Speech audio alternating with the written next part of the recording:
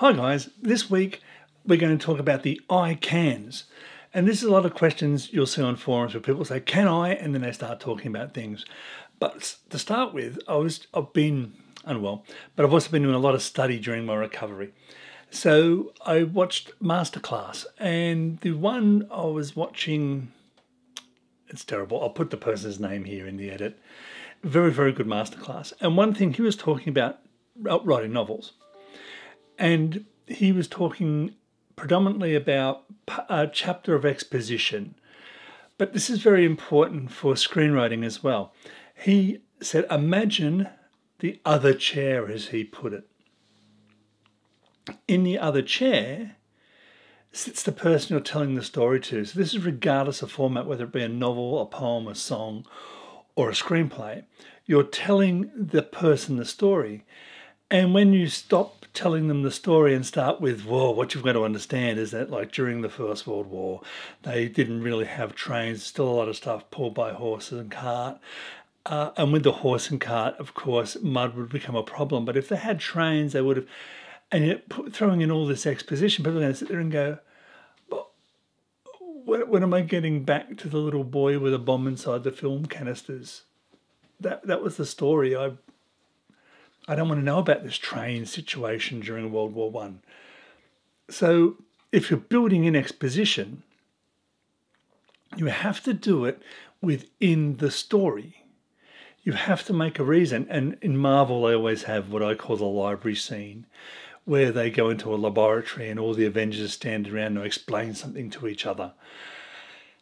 You can have those scenes, they're fairly standard. But if you can educate the audience on something and move the story forward. So we've always said this before, a scene must accomplish more than one thing.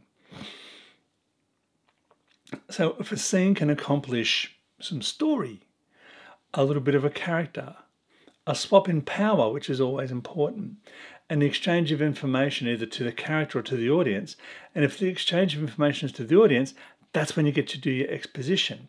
A scene has to do more than one thing. So the way the masterclass teacher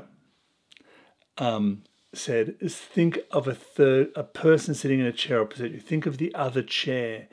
Is every single word on your page or in your screenplay compelling to the person sitting in that chair? That's how we have to approach this.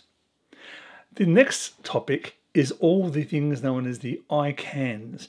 And if you're on forums like Stage 32 or Reddit, and even there's a really good forum over at Script Revolution, which can be a bit quiet at times.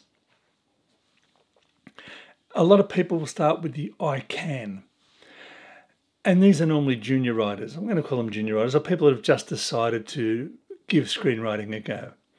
Screenwriting itself and all these questions are purely subjective. It depends upon the situation that we're talking about to your answer. So here's some of the most obvious I cans and the reasons why, or the reasons I believe the way you should answer these questions, or the facts. Can I write for existing IP? This came about because this person said, I've got this great idea for a Warner Brothers movie, and it was going to use some characters from Warner Brothers. Sure, do it. It could be a writing sample, not a problem.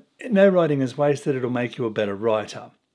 The problem you've got, if you think about this, is the only customer you have is the person who owns the IP.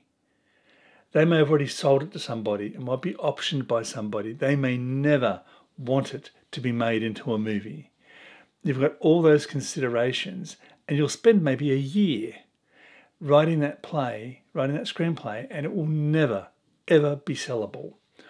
Or they just take it because they take your idea. They like your idea. They're not going to buy your screenplay. They own the IP to all the characters. You've now got to, if you're going to try to sue them for you using their intellectual property and their characters without their permission, and somehow you were damaged by that, which is what happens when you sue people. You sue for damages. How were you damaged by using something you weren't allowed to use? Please explain that to the court. It might be a bit of an uphill battle. Same thing, people quite often ask this, I want to put this song, this bit of music in my screenplay. You can. It's not going to kill anybody. Some movies are based purely around a series of songs, and it's very important to that story. I think there's someone in Nora's 500 song playlist or something. I remember my daughter loved that film when she was younger.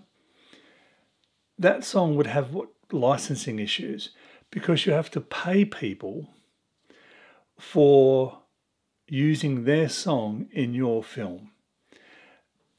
As new writers, you're probably not going to get large budgets.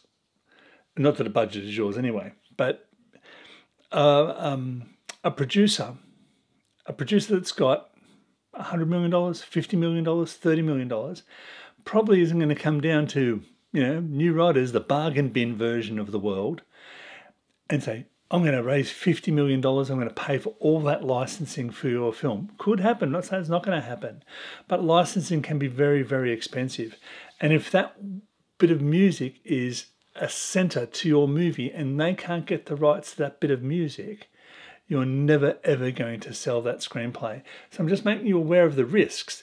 You can put it in there, but every single licensed thing you put into your screenplay, whether it be a song, a person, a book, a specific logo from something, all that stuff will have to be licensed. And all that stuff is a stumbling block to you making a sale. If you can, you're better off producing everything in your world. Then you own it all. You won't have any clash of licensing problems. The other one is always about parentheticals, because someone will send off for coverage or get a note back saying, oh no, you used too many parentheticals. They're a tool. All tools are meant to be used. I think the best use of them, the best I've seen for a while, was in the screenplay for Unforgiven. Gene Hackman is talking to the brothel owner, and the brothel owner is upset because one of the prostitutes that works for him has been cut up by this person. She can't make money anymore, and he had an agreement. He had a contract with the girl. And Gene Hackman's just says the word contract. Now, how is he going to perform that?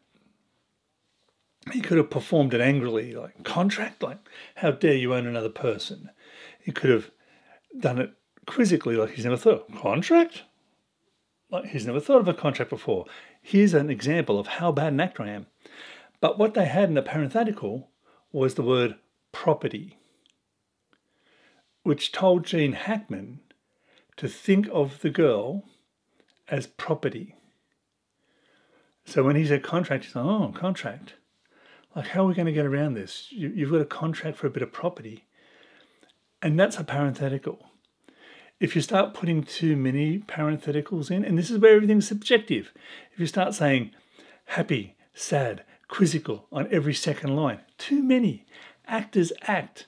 And actors know, this is going to be hard for you to swallow, actors know your screenplay better than you do. If you've got 10 characters in your screenplay, you can give 10% of your understanding to each of those characters. You've got a minor character, he gets 2%, this person now gets 18. Your main character gets 30, which means you understand the other characters even less.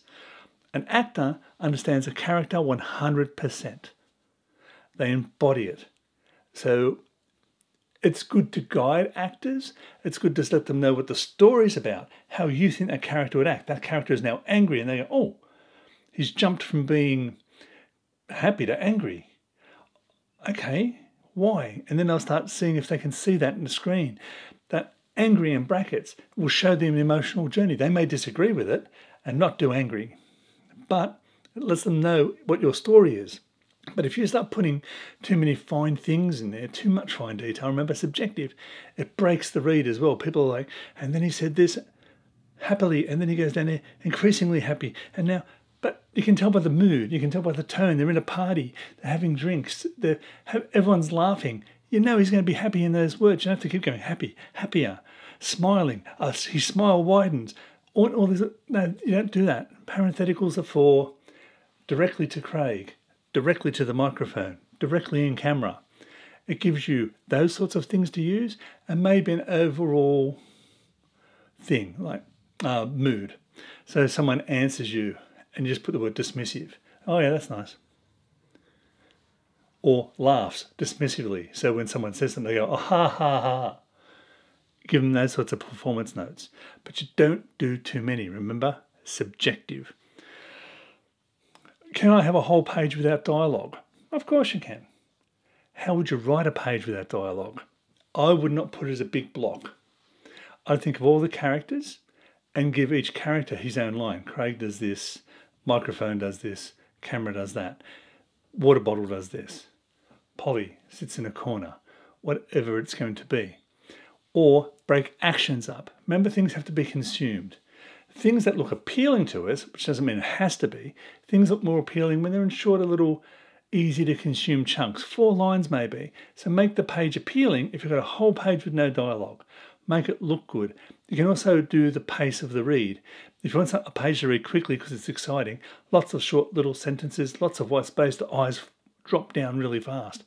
If you want it to be a slow, chunky thing like a political conversation, 2 guys sitting over the table and it's going to feel heavy, you can use slightly bigger blocks of description because it's going to be more of a slog. It's going to be a little bit harder on the reader. You don't want to make things hard on the reader, but if that's the oppressiveness you want to get across, you could use slightly longer things. So what I've been doing lately, or what I've done lately, is I got the action lines out of my screenplay, cut and paste them into a Word document, and I think that's under the review tab. I looked at the reading age, and it was around 9th grade. I'm trying to get that reading age down. Not that readers are idiots, not that readers are simpletons, but the lower a reading age, the easier the information is to consume.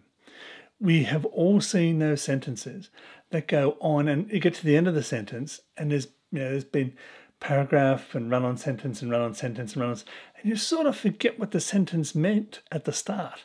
So you go back and read it, oh yeah, okay. That can be, in my mind, one of two things. It can be the writer showing you how smart they are, how big a sentence they can construct, and aren't they very, very good as a writer, which isn't an impact on the story. The story is the king on the paper. Short sentences, easy to consume sentences, don't make you look silly, and as long as you don't write, so reading age and writing style is different. You're not writing childishly. You're not writing like, Spot has a ball. What does Spot have? A ball. You're not writing that. But you're writing very simply structured sentences. She walks up to the door. She hears a noise. It's those sorts of simple to understand sentences. You know what's happening. She's walked to the door. She's heard a noise. And this is also for location descriptions and character descriptions. I gave an example in a forum the other day, and everyone said, well, how would you write that better? And I said, the Motel 6 sits alongside an abandoned highway like a lost dog hoping its owner will return. I'd never write that, and I hope you would never write that. Just, on an abandoned highway sits a Motel 6 that has seen better days or is in need of renovation, or an empty car park. Just a hint, a clue. If you don't know what a Motel 6 is, or you're thinking maybe my reader won't know what a Motel 6 is, you can describe it a bit more physical. Along a disused highway sits a motel, 10 rooms facing the car park, single story, very 1960s American. People should be able to figure out what that looks like. But simple, short sentences. Thank you for everyone who's doing this. I've been looking into the YouTube algorithm. Don't have to subscribe if you don't want to, but if you give the video a thumbs up, you might see more of mine, but YouTube will figure out you like to see things about creativity, about art, and about writing, and we'll start showing you not only my channel, but other channels. The thumbs up is the important thing in making sure you get what you want.